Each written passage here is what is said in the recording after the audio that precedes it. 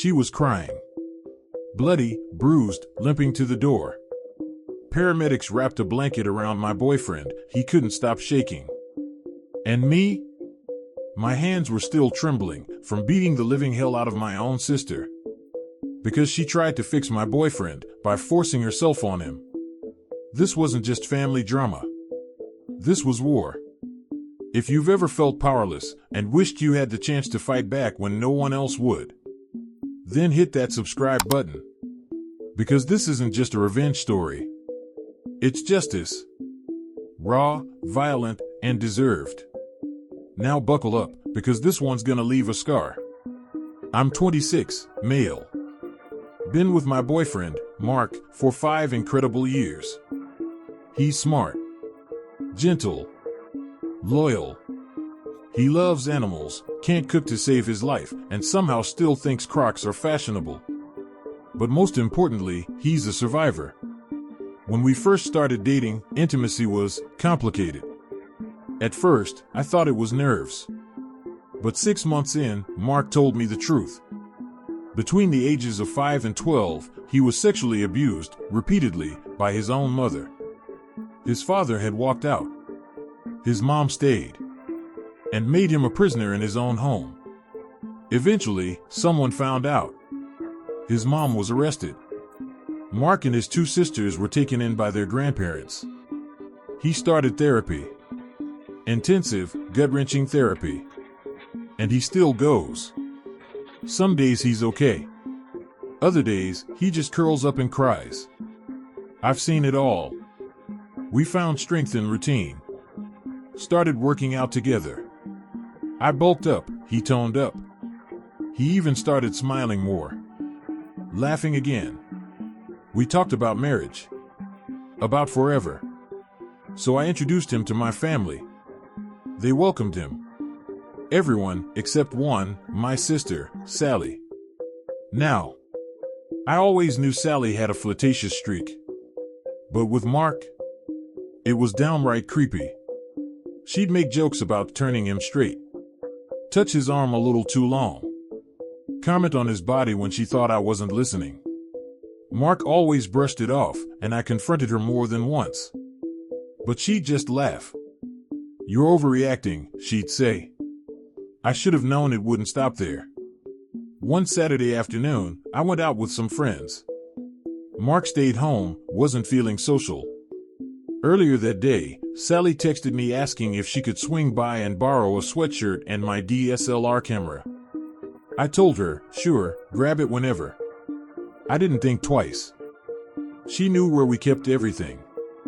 But when I got home, I walked into the kitchen and saw Mark on the floor. He was crying, uncontrollably, hyperventilating. My sister was crouched over him, hands on him, trying to calm him down. Except, her shirt was off. She was in her bra. And Mark? He was trying to push her away. The world just vanished. My hearing faded. My vision narrowed. And then I saw red. What the F***ck are you doing? I yelled, tearing her off of him. She stammered. Claimed she was just trying on the sweatshirt when Mark walked in on her. Said he freaked out and had a panic attack. But through his sobs, Mark said it, she tried to touch me. Not once. Twice. 3 times. Same sentence. She tried to touch me. I turned to Sally and said, we have cameras. Her face turned pale. The lie collapsed. I don't remember much after that. Just fists.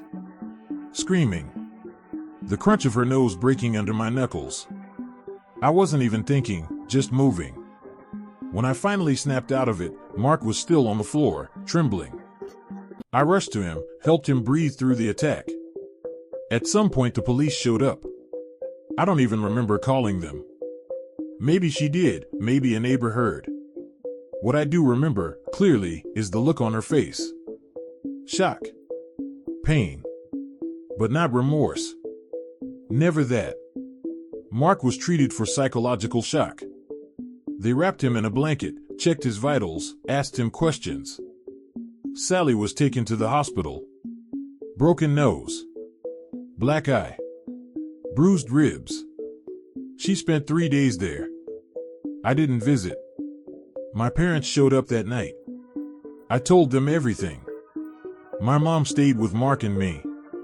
My dad went to the hospital. That was the last time Sally had any support from our family. We reviewed the footage later. No sound, just video. But it was enough. Mark answers the door. Sally says something, shows him the camera list. He nods, lets her in. She walks into our bedroom. A moment later, she calls out for help. Mark goes in. Then, it begins. He comes running out, hands up, defensive, trying to back away. She follows him. Shirtless. He's shaking. She's smirking. She moves in again, says something, grabs him. Grinds against him. He pushes her away, falls. Breaks. Starts screaming, sobbing. She crouches down next to him. One hand in his hair. The other, drifting toward his crotch. He flinches away again. I walk in, just in time. The rest is a blur. We press charges. Sexual battery. Emotional trauma. She tried to sue me for assault. It didn't go far. She was sentenced to 60 days in jail. $5,000 bond, no one paid. 200 hours of community service. And added to the sex offender registry. She owes us $25,000. She can try to appeal the registry in 10 years. She also has a restraining order against her now. Me? I got 50 hours of community service. A slap on the wrist. And a lifetime of watching over the man I love, who now sleeps with the lights on again. Mark regressed. Badly. He couldn't sleep in the same bed with me for months. Therapy increased. Nightmares returned. He's doing better now. Slowly. But he's not who he was. Sally destroyed years of healing in minutes. Why? Because she thought she could change him. Mark is gay. Period. He finds the female body disturbing. Even in movies, we skip certain scenes. And Sally knew that. I'm not proud of what I did. But I'm not sorry either. Some monsters don't live under your bed. They walk in through the front door. Sometimes they even share your blood. But I'll say this. If I had to do it again, I'd break her nose twice. If you believe that justice doesn't always come in a courtroom, if you've ever wanted to protect someone you love, no matter the cost, then hit that like button. Subscribe for more real stories like this. And drop a comment below. What's the most righteous revenge you've ever witnessed? Until next time, stay safe, stay strong, and don't mess with people who have receipts.